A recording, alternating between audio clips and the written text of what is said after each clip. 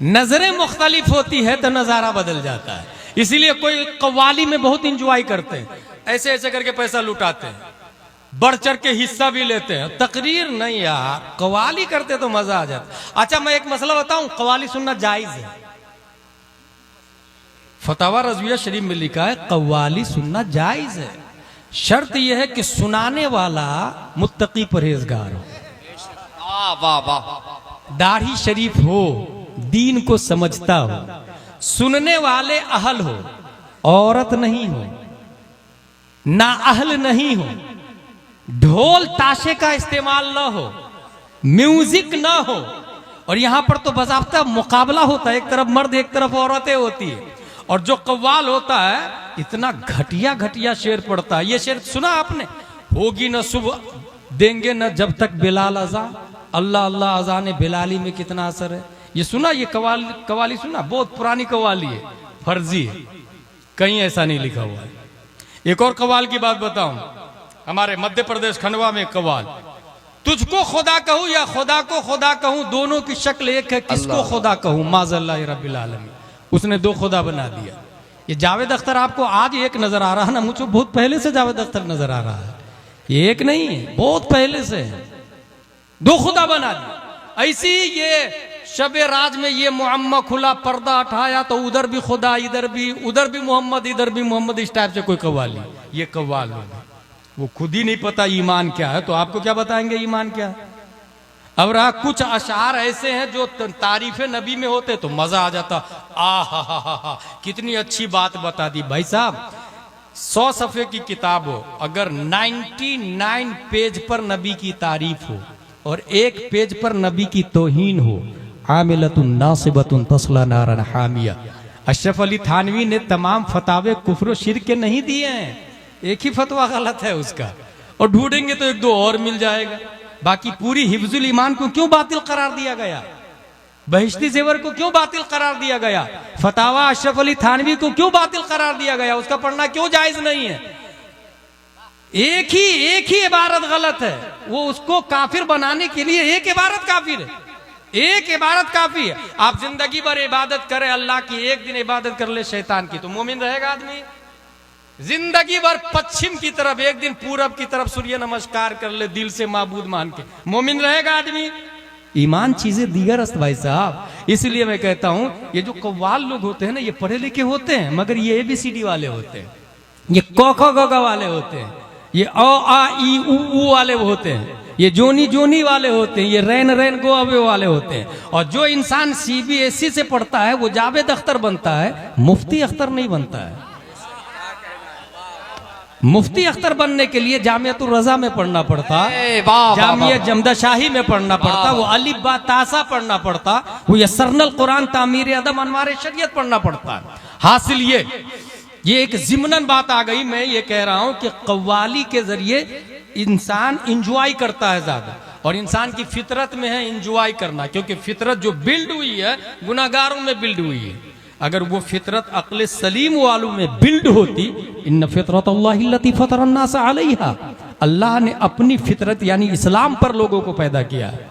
इस वजह से कव्वाली की तरफ जाने की बजाय अपने उलमा दीन के जो डॉक्टर हैं या आलिम दीन हैं उनको बुलाए, उनके जरिए दीन समझ में आएगा आपको। हजरत बिलाल 100 औकिया में भी तू बेचेगा तो मैं खरीद लूंगा, क्योंकि बिलाल को देखने के लिए निगाहे अबू बकर चाहिए, निगाहे उमैया नहीं चाहिए, निगाहे उमैया। 5वां सवाल, अयज़ीदून अम यनकुसून। मेरी तकरीर खत्म हो रही है। लोग बढ़ रहे हैं कि घट रहे हैं नबी के मानने वाले? अबू सुफियान का जवाब, यज़ीदून, धीरे धीरे बढ़ते जा रहे हैं, घटने का नाम नहीं ले रहे, बढ़ते जा रहे हैं। एक आदमी तो जानबूझ के, अबू जहल जैसे लोग जान मिलने नहीं देता था। कहाँ जा रहा है? बोले मोहम्मद साहब से मिलने। ना मत जा। बोले बात तो सुने, कहता क्या वो तो। बोले ना सुनेगा तो उसी की हो जाएगा, उधर ही चला जाएगा। तो लोग कान में रुई डाल के जाते थे और रुई को फाड़ के नबी की सौत की हलावत की तरावत अंदर दाखिल हो जाती थी। सुभान अल्लाह, सुभान अल्लाह। फिर भी वो ईमान ले आता था। हासिल यजीदून, बढ़ रहे। 6वां सवाल, फहल यर्तदु अहदु मिनहुम सख्ततन लिदीनिही बाद अन यदखुल फी जो एक बार घुस जाता है दोबारा पलटता भी है कि नहीं पलटता है? अबू सुफियान ने कहा ना, जान दे देता है मगर पलटने का नाम नहीं लेता, वाह वाह वाह, नहीं सुभान। पलटता है। कौन पूछ रहा? हिरकल पूछ रहा। जवाब कौन दे रहा? काफिर। अबू सुफियान हालत कुफ्र का जवाब है, याद रखिएगा। इसी को कहते हैं अल फज़्लु मा शहीदा बिहिल आदा। कमाल तो वो है जिसकी गवाही दुश्मन भी दे। सातवां सवाल, फल कुंतुम तत्तहिमूना बिल किद्ब क़ब्ल अन यक़ूल मा क़ाला। इससे पहले कभी झूठ की तोहमत तुमने बांधी उन पर, यानी ऐलान नबूवत से पहले कभी तुम लोगों ने कहा कि ये झूठ बोल रहे हैं या झूठे, झूठ की तोहमत लगाए? अबू सुफियान ने कहा ला। इसका मतलब मैं सोच में पड़ गया कि झूठ बोलना हराम है। कहां लिखा? कहां लिखा? यहां एक बात ज़हन में रखिएगा आप लोग, हम लोग मां से निकाह नहीं करते, बहन से निकाह नहीं करते। क्यों नहीं करते भाई? बेदौल वाले नहीं करते इसलिए नहीं करते, या कुरान में हराम का इसलिए नहीं करते?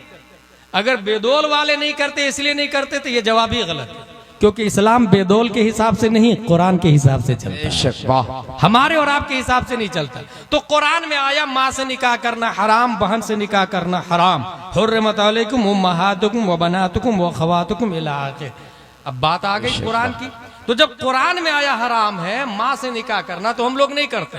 तो इसी कुरान में आया झूठ बोलना भी हराम है, फिर क्यों बोलते हैं? लानत अल्लाह अलल कादिबीन। इसी कुरान में आया नमाज छोड़ना भी हराम है, फिर क्यों छोड़ते हैं? वो फवैलुल लिल मुसल्लीन अल्लज़ीना हुम अन सलातिहिम साहून। इसी कुरान में आया गीबत करना भी हराम है, फिर क्यों करते हैं? अताकुलूना लहम अखीहि मैतन फकरिहतुमू। इसी कुरान में आया इतरा कर चलना भी जायज नहीं है, फिर क्यों इंसान चलता है? वला तमशी फिल अर्दि वला तमशी फिल अर्दि मरहा। इसका मतलब यह है कि बाज आयतों पे अमल है, बाज आयतों पे अमल नहीं है। अच्छा ये कौन बताएगा? ये कव्वाल नहीं बताता कव्वाली में, ये जलसे में एक आलिम दीन बताता है। ये अल्लामा अलाउद्दीन जैसे लोग बताते हैं। ये हमारे नाइबे मुस्तफ़ा सल्लल्लाहु अलैहि वसल्लम उलमा जैसे लोग बताते हैं कि सही क्या है गलत क्या है। हासिल मेरे दिमाग में एक सवाल ये आ रहा है कि झूठ बोलना हराम है, ये कुरान में आया। और कुरान कब नाजिल हुआ? नबी के पैदा होने के फौरन बाद थोड़ी नाजिल हुआ। 5 साल की उम्र थी तब भी नहीं, 10 साल नहीं, 20 नहीं, 25, 30, 40। नबी की उम्र शरीफ 40 साल की हो गई तब कुरान की पहली आयत उतरी है। अब मेरे दिमाग में ये सवाल है कि झूठ बोलना हराम है, ये कुरान में आया 40 साल के बाद। नबी 40 साल के पहले ही से अमल कैसे कर रहे हैं कुरान पर? कुरान की आयत नहीं उतरी मगर कुरान पर अमल कर रहे, क्यों? इस पे गौर किया तो मुझे यह समझ में आया कि अल्लाह ने 2 कुरान दिया, एक कुरान चलने वाला और एक कुरान पढ़ने वाला। एक कुरान वो जो मक्के की वादियों में चलता खाता पीता उठता बैठता, दूसरा कुरान वो जो 2 तख्ती के दरमियान है। और दोनों कुरान एक दूसरे के लिए लाजिम मलजूम है। जिसको तख्ती वाला कुरान नहीं पढ़ने में आए वो मुस्तफा का चेहरा पढ़ ले, और जो मुस्तफा को समझना चाहता है वो कुरान मुकद्दस को पढ़ के देख ले। दोनों एक दूसरे के लिए लाजिम मलजूम। अब बात समझ में आई। कुरान तो नाजिल हुआ था 40 साल के बाद में, मगर सरापा कुरान बन के अल्लाह की तरफ से प्यारे मुस्तफा तशरीफ लाए हैं। इसी की तरफ इशारा किया हजरत आयशा ने, काना खुल्कुहुल कुरान। मुस्तफा का कैरेक्टर सरापा कुरान है। मशीयत इलाही ये चाह रही है ऐ मुस्तफा वो दुनिया की और कंपनी होगी जहां थ्योरी बाद में दी जाती, पहले थ्योरी दी जाती है, प्रैक्टिकल बाद में। मगर ये मेरी कुदरत की कंपनी है, यहाँ पर पहले प्रैक्टिकल होगा, थ्योरी बाद में दी जाएगी। ऐ मुस्तफा मेरी मशीयत ये चाहती है पैदाइश से लेकर 40 साल तक पूरा सरापा कुरान बन के दिखा दे, और 40 साल के बाद कुरान पढ़ के सुना दे। सुभान अल्लाह, नारे तकबीर, नारे रिसालत। बात समझ में आ गई। पैदाइश से लेकर 40 साल तक नबी खुद कुरान है। काना खुल्कुहुल कुरान इशारा है हजरत आयशा का, दबे लफ्जों में इशारा है, काना खुल्कुहुल कुरान। और 40 साल के बाद कुरान की आयत नाजिल हुई। अबू सुफियान ने क्या जवाब दिया? सवाल क्या किया? बादशाह सवाल कर रहा है, याद रखिएगा। क्या तुम कभी झूठ बांधे उसके ऊपर झूठ की तोहमत लगाए? कहा अल्लाह। अच्छा ये सवाल क्यों कर रहे हैं? अगर मैं तफसील में जाऊं तो और टाइम लगेगा। हिरकल ये जानना चाह रहा था कि अगर तुमने कभी झूठ की तोहमत लगाई है उन पर, तो जो इंसान बंदों के मामले में झूठ बोल सकता है वो अल्लाह के मामले में भी झूठ बोल सकता है। और तुमने कहा कभी झूठ ही नहीं बोले, इसका मतलब वो सच बोल रहे हैं। इसका मतलब यही वजह है कि जो इंसान नमाज पढ़े, रोजा रखे, मगर कभी कभी झूठ बोलता है। अगर वो रमजान का चांद देख ले और आलिम साहब के पास जाए, हजरत मैंने चांद देखा, आलिम साहब उसकी गवाही नहीं लेंगे, उसकी गवाही काबिल कबूल है ही नहीं, क्योंकि वो फासिक है, कभी कभी झूठ बोलता है। आप कहेंगे यार मैं इतना अच्छा आदमी, नमाज भी पढ़ता, रोजा भी रखता, कभी कभी झूठ बोलता था, लेकिन मैंने चांद देखा, यहां झूठ नहीं बोल रहा हूं मैं। आपने देखा ना, बाहर शरीयत में उसके लिए मसला है, आपने देखा तो आप रोजा रख ले, ऐलान नहीं किया जाए। इसी तरीके से बयान सुनने के लिए काजी आपकी बात को मानकर ऐलान नहीं कर सकता, ये नियम है। क्योंकि बंदे के मामले में आप झूठ बोल सकते हैं, तो चांद के मामले में हुकूकुल्लाह में भी आप झूठ बोल सकते हैं, मुमकिन है, ये मुहाल नहीं है, ये नियम है, याद रखिएगा। कुछ लोग दाढ़ी नहीं रखते और कहते मैंने चांद देखा, वो जलाल में आ जाते, यार इमाम साहब ने मेरी गवाही ली नहीं, यार मेरी बात मानी नहीं, मैंने देखा, अपने सर की आंख से देखा। भाई साहब सर की आंख से एक नहीं 10-15 लोग मिलके भी देखे, नियम तो वही चलेगा ना जो नबी ने दिया, किताब के हिसाब से डिसीजन होगा ना। और कभी भी इस्लाम को अपने हिसाब से जज मत करे, उलमा के हिसाब से फैसला कीजिए। इसलिए चंद लोग मिलके किसी को वली बना दे, वो वली नहीं है, जब तक आलिम दीन न कह दे कि ये वली है। आलिम दीन कहे कि ये वली है, क्योंकि मेयार क्या, इधर एक वली बैठे हुए हैं, इधर एक वली बैठे हुए हैं, इधर वाले वली कोई मरीज नहीं जाता उनके पास ताबीज के लिए, वो किसी बीमार को शिफा भी नहीं करते, वो बारिश भी नहीं बरसाते, वो दुआ भी नहीं देते, बस कोने में बैठ के अल्लाह अल्लाह करते रहते। जब भी मौजिन हय्या अल फलाह कहता वो चले जाते मस्जिद में। इधर वाले लाइन लगी हुई है बाबागिरी की, बहुत सारे मरीज, औरतें, झाड़ फूक, दम, भूत खिलाना वगैरह, सबको शिफा भी मिल रहा। पब्लिक किसको बड़ा वली मानेगी? बाबा वाले, जबकि गौसे आजम पीरों के पीर है ना। अच्छा, ये इसको वली क्यों मान रही है पब्लिक? बड़े क्यों मान रही है पब्लिक? मुरीद उसी से क्यों हो रही है पब्लिक?